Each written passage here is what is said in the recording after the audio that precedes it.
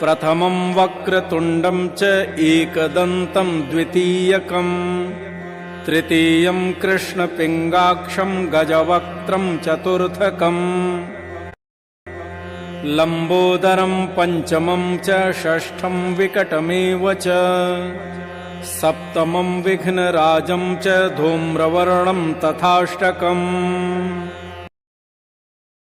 ఒకటి వంకర తిరిగిన తొండము కలవానిగా, 2 ఒకే దంతము కలవానిగా, 3 నల్లని ఎరుపెక్కిన కన్నులు కలవానిగా, 4 ఏనుగు ముఖము కలవానిగా గణేశుని భావింపుము.